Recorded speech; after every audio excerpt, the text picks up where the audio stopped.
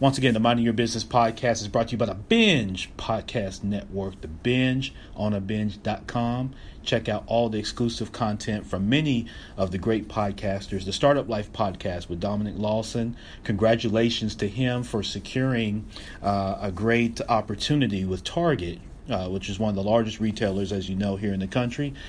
He was able to secure that for an advertising opportunity with the Startup Life. So make sure you check out the Startup Life podcast.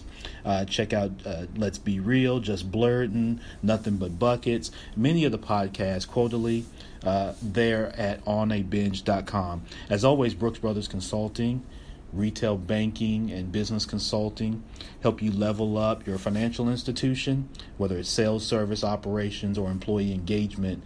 Go to brooksbrothersconsulting.com. We're here, episode 107. What do we do? What we do here is go back.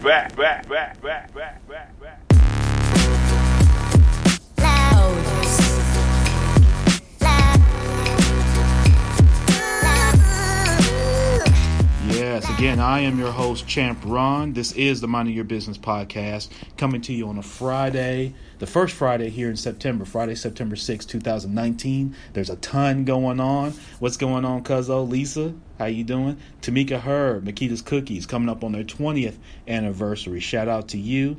And thank you so much for joining. Thank you to everybody that's on Spreaker.com.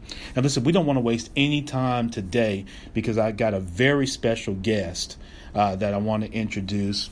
His name is Chris Wallace. He's the co-founder and president of InnerView, which is a marketing consulting firm that helps companies effectively, tie in on that, effectively transfer their brand strategy to customer-facing employees and partners. And he's joining us all the way from Pennsylvania.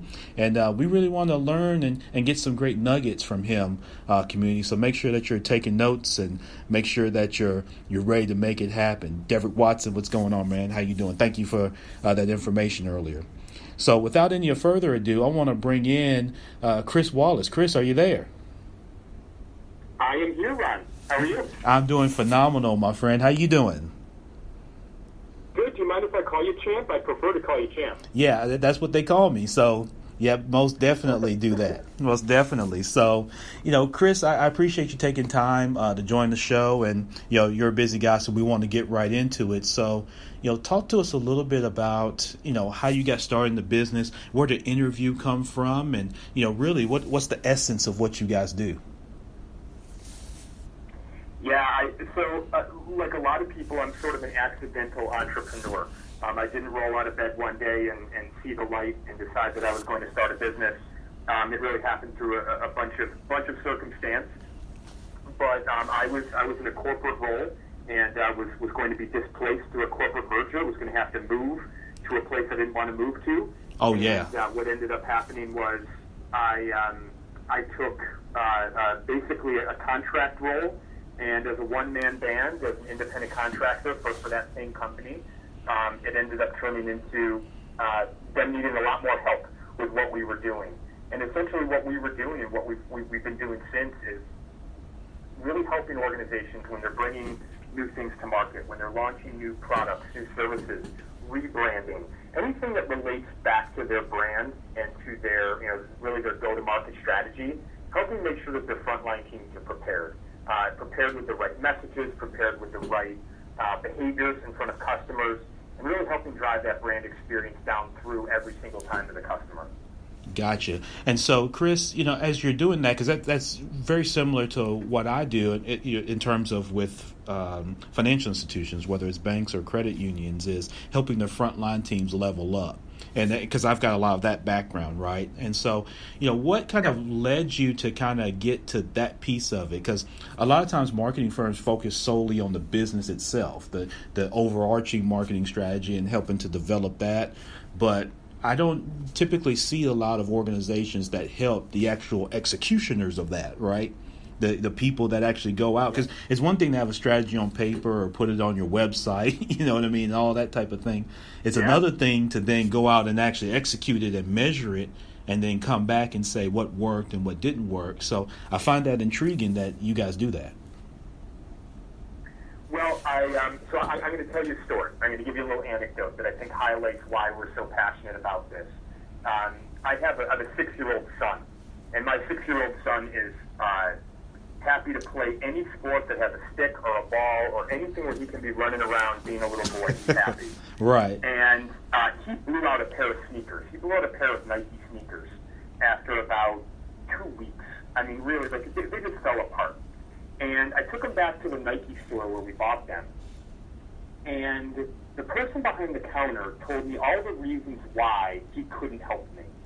We don't do that at this store. Here's a number that you call. And I'm not trying to blow up Nike. It's just an example. Right. But what I found was, in that interaction, I'm thinking about the Nike brand. And everybody knows what the Nike brand is. Just do it. Right. And I'm sitting there and I'm thinking to myself, looking at this young man, thinking to myself, your brand is just do it. And here you are telling me all the obstacles between you and doing the right thing for your customer. And over the years in business, we have seen those types of examples time and time again.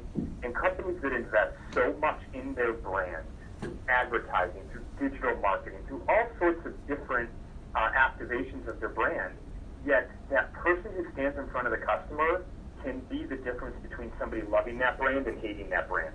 And Right. we feel really passionate about the fact that you can advertise all you want, but if you can't deliver on the promises that you advertise, you're spending a lot of money really for nothing. Right. Customers show up and you can't back up your promises that are told in the ads. You're wasting a lot of money. So we're passionate about helping organizations sort of recover a lot of that revenue that's slipping through the cracks. Yeah, which makes a lot of sense, and I'm glad you phrased it that way, Chris, because what I see even in banking, and then if you put on the hat of a consumer, right, you get an advertisement, there's an opportunity at whatever company, and then you go in. I mean, how many times have people said this, and how many times have you heard this, MYB, where you walk into a place of business and then the people don't even know what the hell's going on? They may not even know anything about the special that you bring up. So it's like you're more, I guess, in tune to what's going on than even the frontline people that are supposed to, again, execute on what's going on. And so I'm glad you put it that way, because that's very true. It comes down to companies have to be able to cascade down the information to all the way down to the part-time employee that's in the front lines with the customer, so that there's a synergy that exists between the information and that, as you said, Chris, you can execute on the deliverables that you're advertising. And how many companies miss on that? How many companies, when, I guess, Chris, as a question, when you come across a company that's a prospect of yours, right? Do you tend to find that that's such a major issue, or have they had maybe a blow up that's come as a result of maybe mismanaging marketing strategy and brand strategy being cascaded down? So I'm going to say it's not typically a blow. We always talk about this as, this is like chronic pain. This is like that chronic shoulder or knee that's been hurting you for a long time. Right. You haven't done anything to address it. You just sort of learn to live with the pain. And when we talk to marketers, the question that we ask is, how confident are you that the people talking to your customers can tell your brand story the way you created it? How confident are you? That's sort of our gut check question for the marketing team. And what we find is, typically, Rod, we get laughter. People laugh when we ask that question, because they're not confident. They're not confident that the connection is there between their own people and the brand that they've built. They're so focused on reaching the customer that they forgot to reach the person who stands in between them and the customer. And we really feel like that question has sort of opened up the marketer's mind. And again, it goes back to what I said. It's not necessarily something where they say, oh, well, we had a huge problem the other day with this, or we ended up in the newspaper because we had a big customer experience problem. It really ends up being something where they're like, you know what, I have that problem and I'm just sick of dealing it, and it's such a drag on our results. So helping them see that not only is it something that is a pain for them, but something that we can address, and it's something that's not sort of an unsolvable problem, is something that we find a lot of marketers receptive to.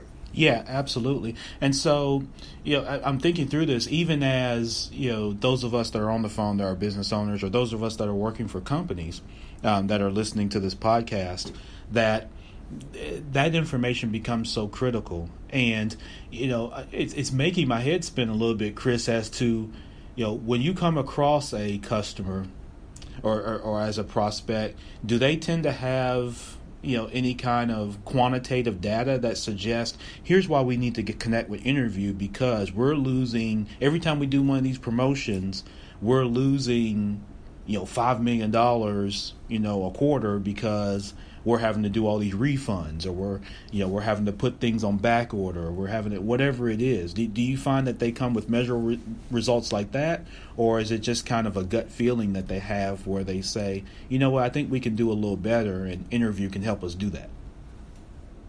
That's a fantastic question. I think it's a mix of both, to be honest with you.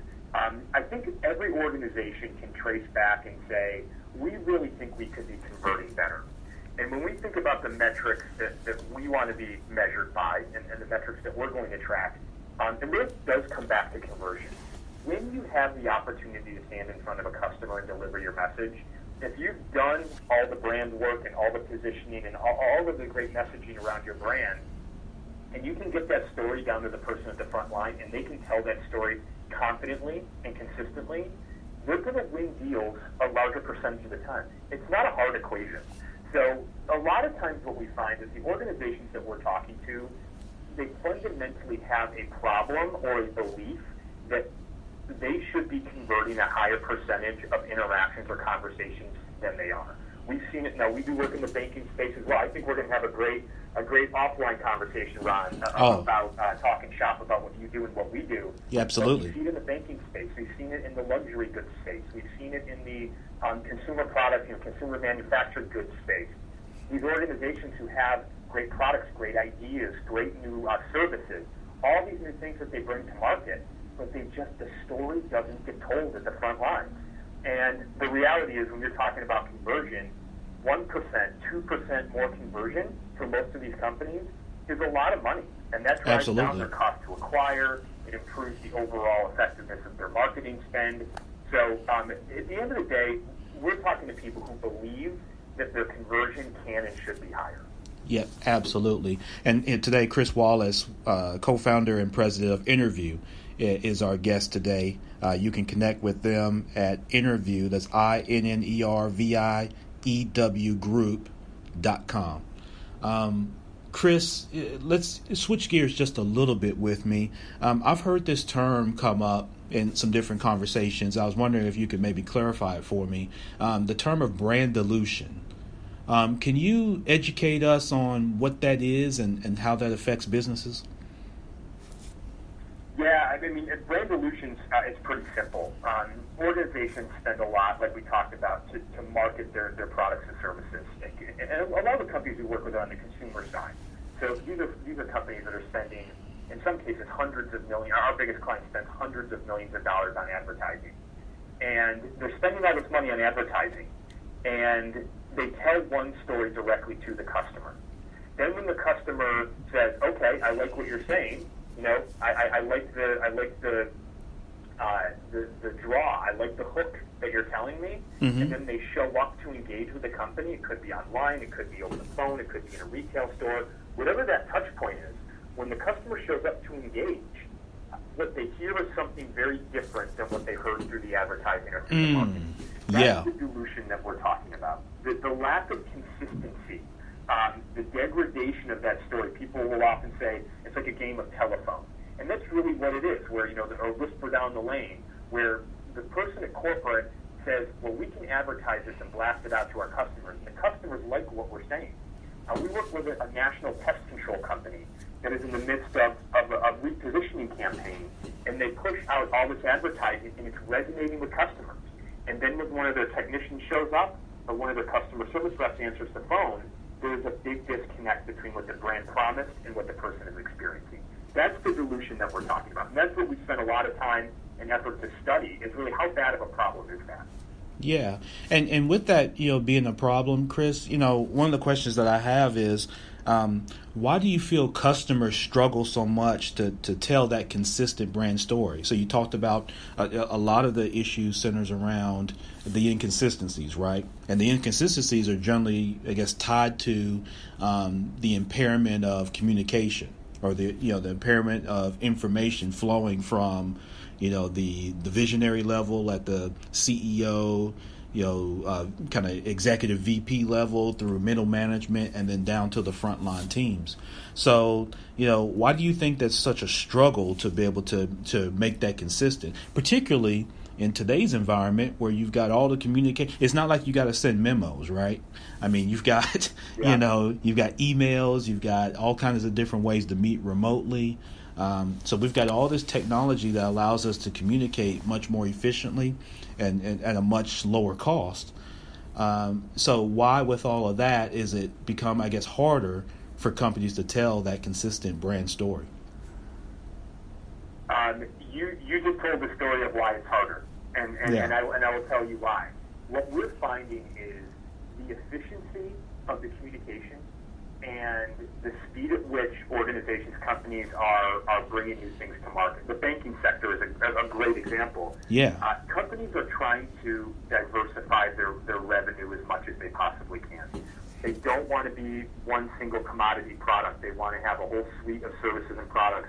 There's the phrase in banking we hear all the time, the share of wallet, right? They want to be driving more of that share of wallet with their customers. Right. And because they're bringing so many things to market, and their communications are efficient, their methods of getting information out to their people are so efficient, they're able to push it out so fast, so frequently, in such huge volumes, that what we're finding is the speed and the volume of information is burying people at the front lines.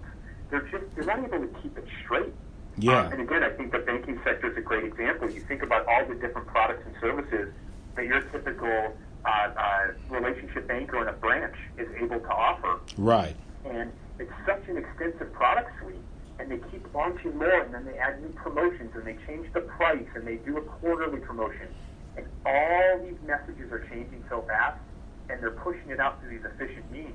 But what ends up happening is at some point, efficient information becomes noise. If it's coming at you so fast, so frequently, in such huge volumes, you start to tune it out.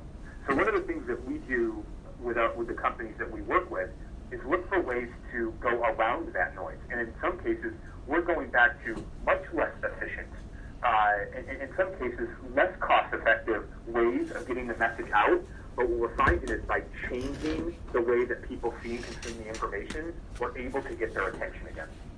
Yeah, and you mentioned in terms of banking, and that's, like I said, that's right up my alley. I'll tell you where I get brought in is from the culture standpoint. And so it's a lot of what you're tying it to, Chris. When I get brought in or hired, it centers around they're wanting to level up the culture. They've recognized what you recognize and what we've been stating here on the show. But they also recognize particularly some of the community banks. So when I'm mentioning, banks that are under, $5 billion in assets. So anywhere from, say, $150 million to $5 billion in assets. What they end up finding out is we've got to be able to keep up with the large players, the Bank of Americas, the Wells Fargos, and all that, who can operate efficiently with technology, with mobile apps and with the number of branch locations and blah, blah, blah.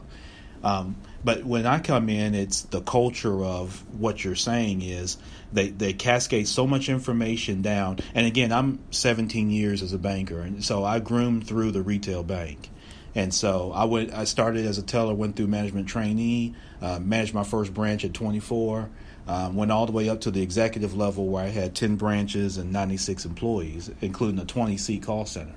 And what tends to happen is, there's not this culture of training and development that exists. And I think that's a big thing that's happened, Chris, over the last, say 30 years, is companies have moved out of that space of really doing training.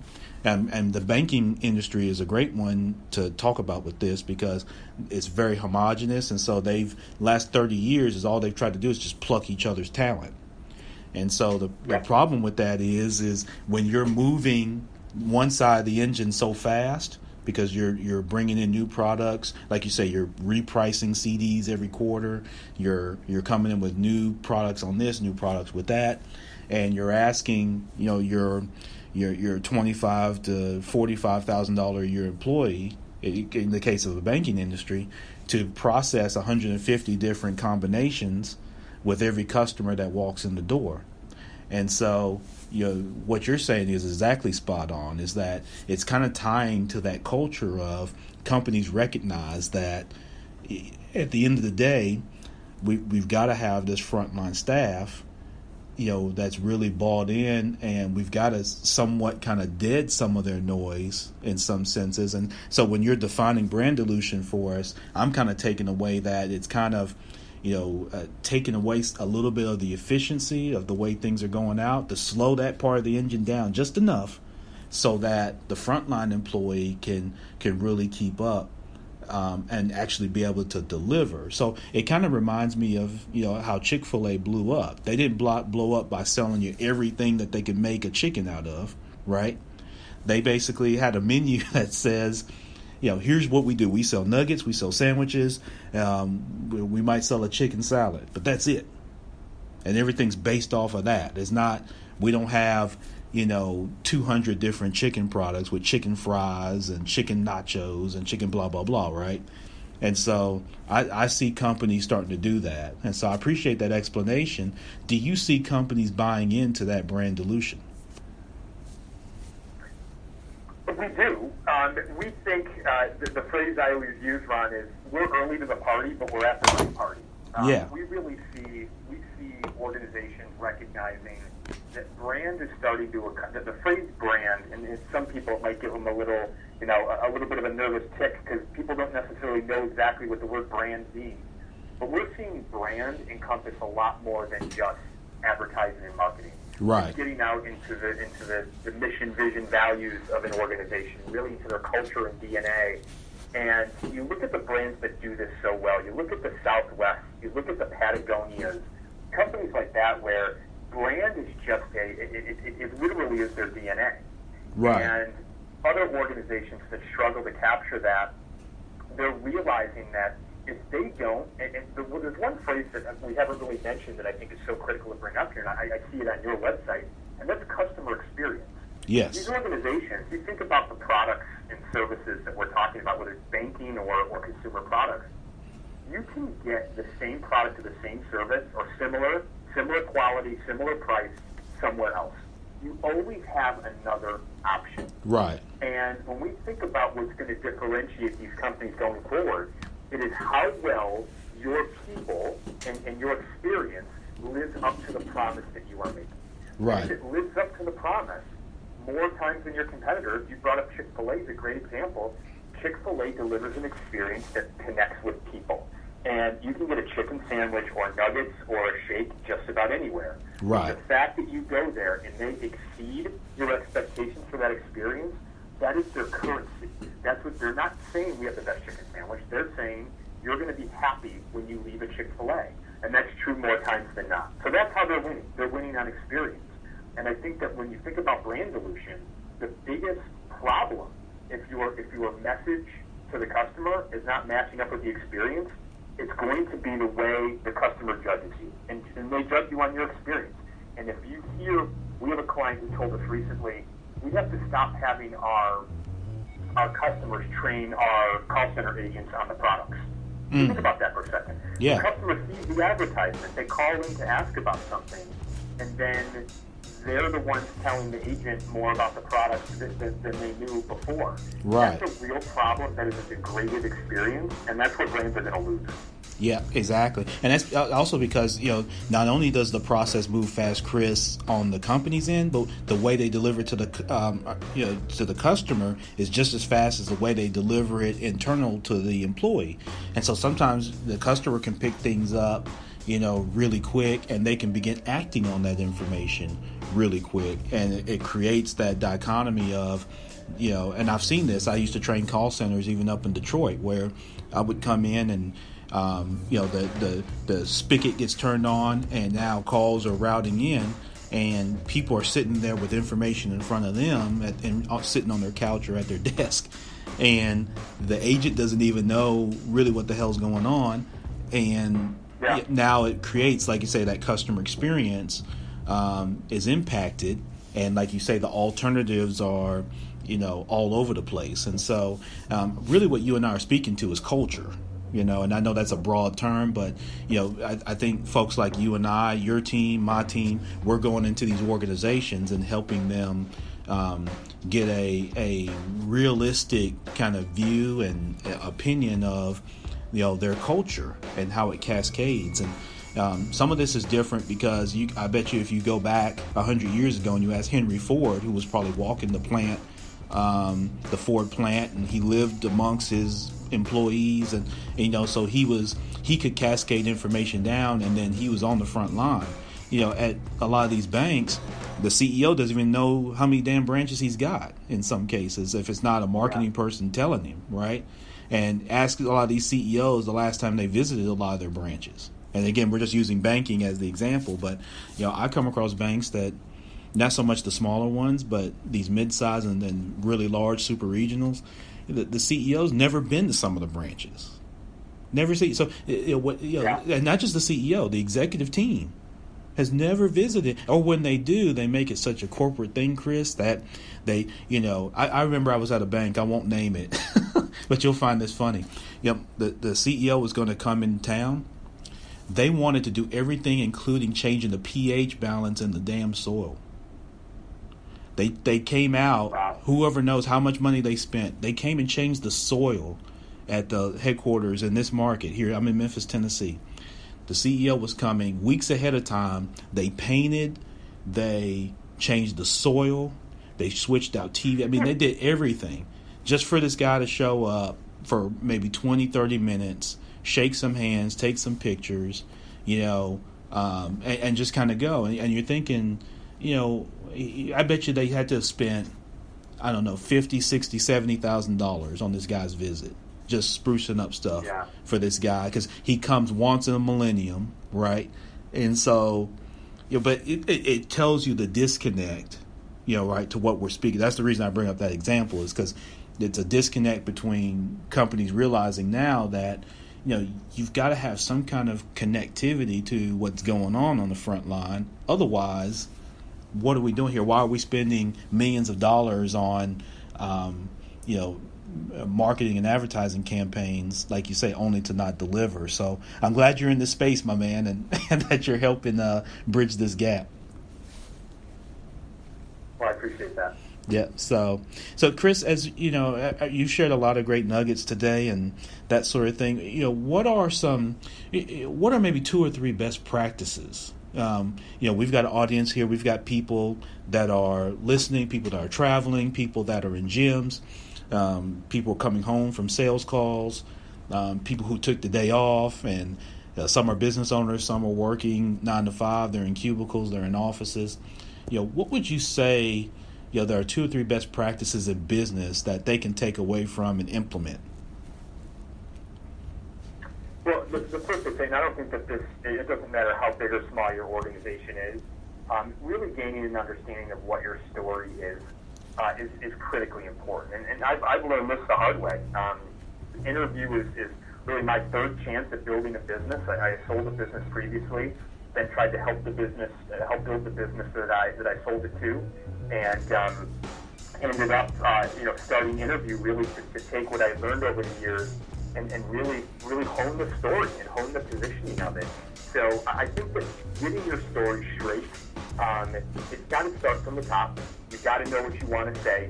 You've got to know how to deliver it, and you've got to be able to, like you said, cascade is the right word. You've got to be able to cascade that down. So you've got to get it straight first.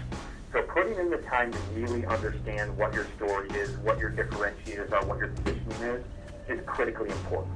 If you can't have a consistent story, whether you're big or small, especially if you're small, to be honest, your story has to be consistent, it has to be crisp, it has to be on point. So that would be number one. Is putting time into your really, we're talking about your value proposition. Making sure you truly understand what your value proposition is, and you and the other people on your team can deliver. So that would be the first. The second I would say is seek a lot of feedback. And what I mean by that is when you're crafting a story, again, large or small organization, gathering input and feedback from people throughout the organization is really important.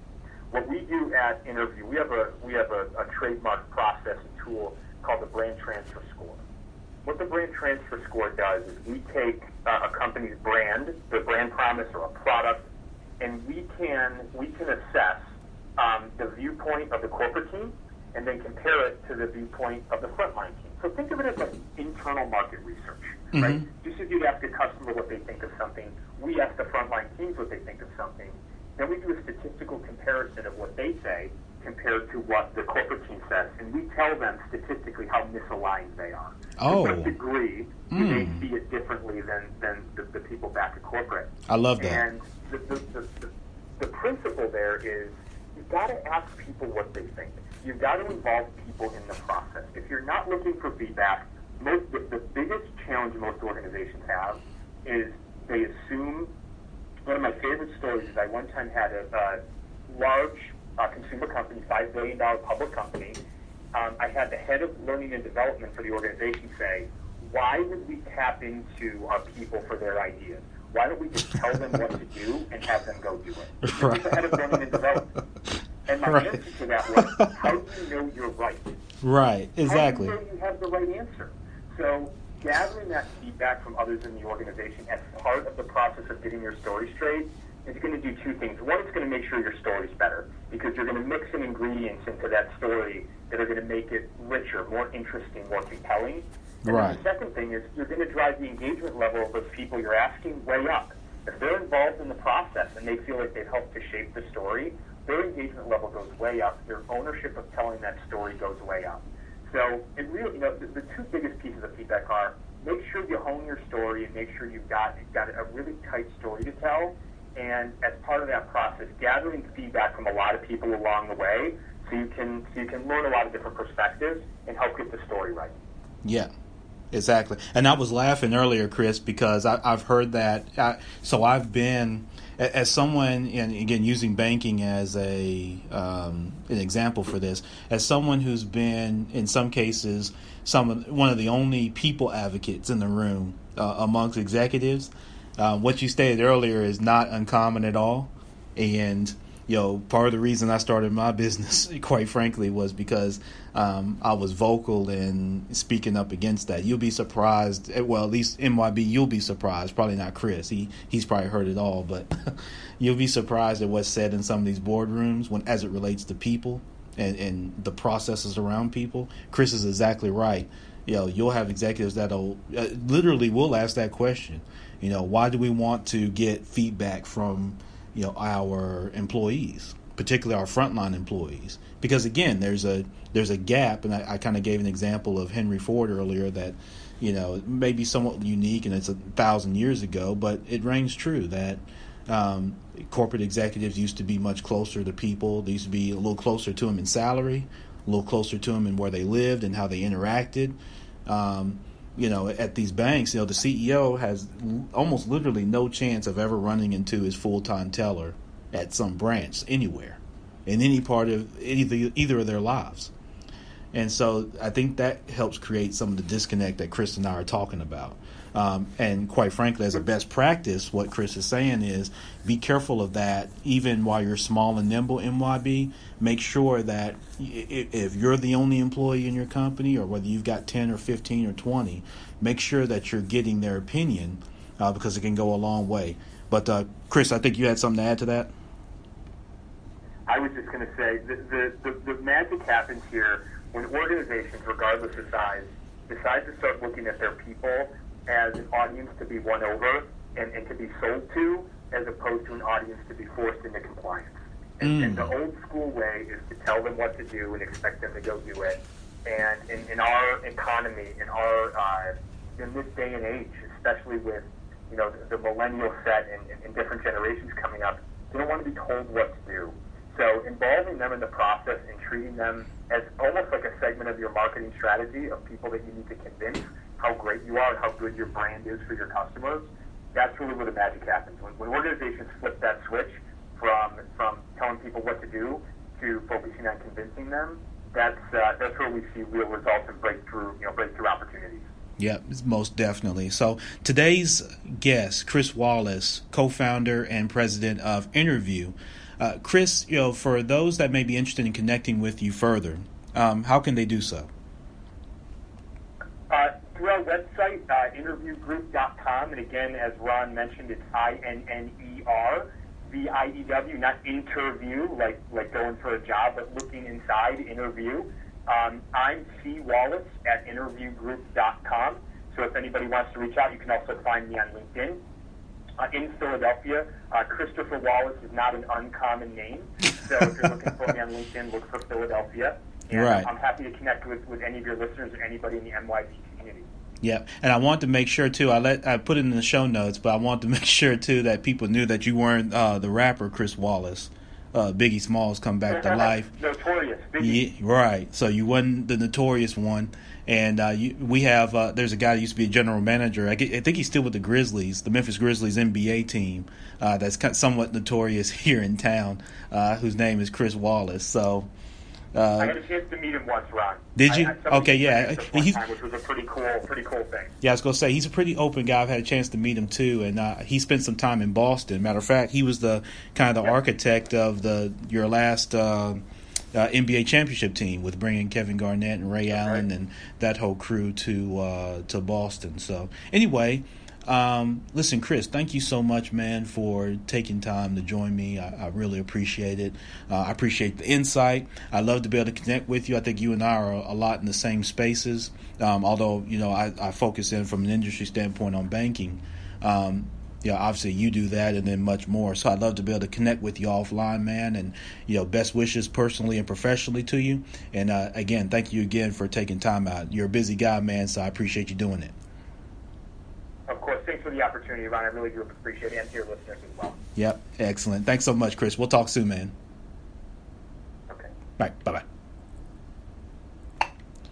So, again, that was Chris Wallace joining us. And I'm, thankful that he was able to do so on today. First, I wasn't sure if he was going to even be able to make it or not. Just given that his schedule was so hectic. And one thing we didn't mention on the podcast was Chris's contributions to Forbes and to Inc. and some of those other publications, Harvard Business Review and that sort of thing. But so we appreciate Chris doing that. Make sure you connect with him if you have some additional questions, something about some of the insight that was shared. You can definitely do that. And again, his contact information is in the show notes. All right, let's get to Ron's rundown.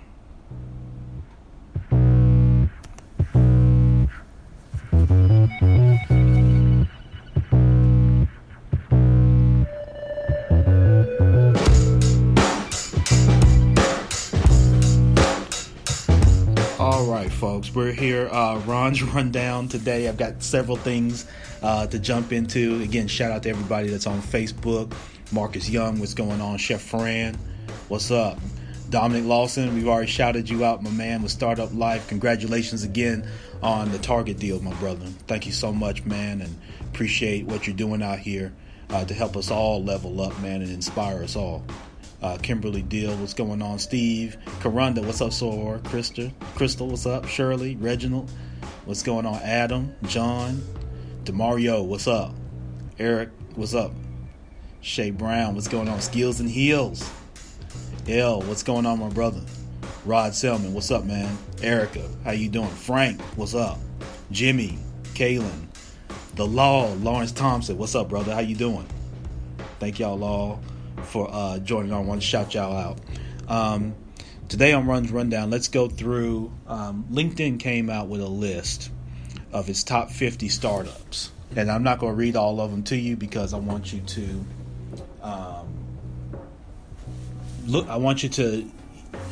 look at it for yourself and read it for yourself. But it spoke to the top startups from a work standpoint. So it's top startups to work for. So I just want to mention a couple to you. The number one startup was a company called Snowflake, which is a computer software company. They've got over 1,000 employees, and they're based in San Mateo, California. They were founded in 2012, and they do a lot of cloud computing, analytics, things like that. But they are rated as the number one startup, according to LinkedIn. They grew revenue by 257%. Damn, 257% since they started, which is phenomenal. And they have a valuation of close to $4 billion. So, and that growth isn't really slowing down. They now have over 85 jobs open. So when you check out their job posting, if anybody's interested in doing anything out in California, or my California peeps, if you're interested in getting involved with a startup, Snowflake is one that's in your area, and they've got 85 positions open right now today. One that's number 4 that you probably are definitely familiar with is DoorDash. DoorDash came number 4 on their list. They've got a head count of a little over 1,700 people. They're headquartered in San Francisco. They were founded in 2013. And, of course, they are they're doing extremely well. They've got great, their numbers are up. They've got great revenue sharing. They're in that space kind of along with Uber Eats and that sort of thing from a food delivery standpoint. But, yeah, I mean, they're on the rise too. So make sure that you check out DoorDash. And just check out the list. It's on LinkedIn. I know how y'all are about LinkedIn, some of y'all. But some of y'all love Snapchat and Instagram probably a little better. Some of that may be your type of business, but some of you may be finding that you need to spend a little bit more time on some of this other stuff than some of the personal stuff. But that's just, that's my brief soapbox on that. But check out the list. It's on LinkedIn. You can find it at themybpodcast.com. It's posted there, so you can check out the full entire list. Definitely shout out to those that are affected, that have been in the pathway of Hurricane Dorian, those that are down in the Bahamas, coming up to the east coast of Florida, to Georgia, South Carolina. I think it's now off the coast of North Carolina and maybe heading back out to sea, and it keeps weakening and strengthening. So I know there have been some reported deaths, and some of you that are in business or have business interest that are there on that southern Atlantic coast and that sort of thing. Definitely shout outs to you, and hope that things, as they will, they'll rebound, and there'll be aid that'll go to that area and that sort of thing. Some of you that are in real estate may have property down in that area, so definitely make sure that you do what you have to do, and hopefully that you and any family that you have has been safe and not having to experience many, if any, obstacles. So, something else to jump into. The NFL started this week. Last night, the Packers beat the Bears. No surprise there, right, Shea Brown? No surprise that the Packers beat the Bears. Wasn't the best game to watch. Neither offense was that great.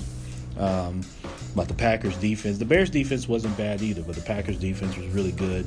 And, of course, you're going into week 1 for many other teams as you get towards Sunday. So it'll be interesting to see how the NFL season kicks off. You got the business of Antonio Brown. I've been there. I've seen enough personalities just in my short time. I talk like I'm 60-something years old. I ain't but 38. But playing ball for the time that I played ball, I've seen plenty of personalities. So this one's nothing new. It's just that as time progresses, we've got more mediums to consume information.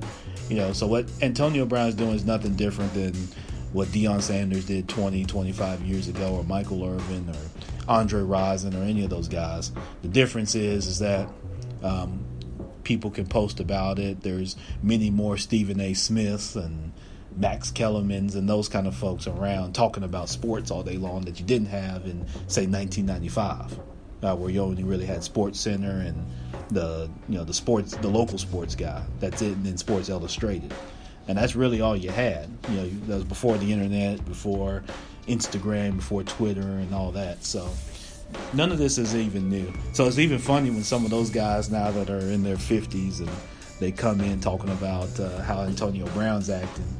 And, disregarding some of their own escapades that they had with the NFL. But it is what it is. So shout out to Antonio Brown. But he's got to be careful because he doesn't want to mess the money up trying to be a clown. And I think Shay Brown made a good point earlier on one of her posts that it may be a situation where he doesn't really care to play football. He likes the aura that playing football brings as a professional football player, but he may be kind of over actually playing the game. Maybe. I don't know. Sometimes securing the bag can do that for you in terms of your passion. But I don't know. I don't know Antonio. Antonio, if he happens to be listening to this podcast or y'all share this podcast with him, look forward to seeing him on the field, particularly for Raiders fans. And wish him the best on a good season and his team and the best for him personally for his family. So retailers. So you had Walmart, you had I think CVS, Walgreens. These retailers now are starting to pull away from letting you carry guns, and retailers asking customers, why the hell are they asking people? You just tell people don't bring it in, but whatever. So the pressure from some of these mass shootings is starting to weigh in on the Walmarts of the world, and they're asking people to not openly carry or really carry at all into their stores. Time will remain if that makes a difference or not. It's probably a quick step that everybody can do. But obviously there's people on the NRA side, the National Rifle Association side, that would take issue with, and they have taken issue with, the retailers backing out of selling firearms and allowing people to openly carry coming into the store. So whatever, man. It's more to come on that. There's many other layers to helping to resolve the mindset of violence in this country. But maybe one of you will start we're talking about the top startups. Maybe some of you have an idea on a business, or maybe you can expand the product set that can really help with that problem. Because just remember, business is about identifying problems, particularly ones that are reoccurring, that give people pain points, and then developing a process in which those pain points are either eliminated or mitigated. And people are willing to pay to have them eliminated or mitigated. So that's what helps create the business opportunity. So make sure that if that's something that you're interested in, make sure you look to do that. So anyway, we've had a great show. Thank you so much again to Chris Wallace for joining on today. Thank you for all of you for joining today and being so active. I didn't even shout out everybody on Spreaker.com, but thank y'all so much. Everybody on Facebook.com. Sarah, what's going on? Anthony, how you doing, man? What's up? Marcus, how you doing, man? What's going on? Marcus Young, what's up, boy? So man, thank y'all so much for joining. Listen, like and share the show. You can find us anywhere that you consume your podcast content, as well as the mybpodcast.com. Don't forget about onabinge.com. Check out all the shows that are there. And we're going to be back next week for episode 108. God, we're just going to keep moving this thing along. I've got great guests coming, local and national. Let me say this about guests. When we have guests here on the Minding Your Business podcast, the information and best practices that are shared are designed to help us all. And it doesn't matter the credentials or the background or where somebody is from. We've had people from all over the world on this show. But the level of engagement doesn't matter, whether you're local here in Memphis, Tennessee, whether you're anywhere in the country or anywhere in the world. We look for the best practices, and I hope that you get value from the best practices. But from my standpoint, I don't stack rank any of that. They're all important to me, and I look forward to every single episode of the Minding Your Business podcast, because it's a great opportunity and privilege to be able to share this with you. And I told you my story of when I was a kid, how no one would have ever thought I'd be here, considering what was said about me starting out life. So overcome, just like all of you, overcoming obstacles all the time, making mistakes, but taking shots. And so I hope that you do that as we're quickly heading towards the end of the third quarter, getting to the fourth quarter of the year. I hope that you really get in the gear, really get focused, and look to finish the year strong. So entrepreneurship, real estate, trending news, there's no business like minding your own. I'm your host, Champ Ron. This has been episode number 107 of the Minding Your Business podcast. Again, thank y'all so much. Have a great weekend. Just be your best. Tell somebody that you love them. End beefs. Call people. Their phone works, your phone works. Y'all both paying bills on cell phones. Pick up the phone, dial a number, call somebody you haven't spoken to in a while, and let's just be great out here. Be your very best self. All right? Champ Ron.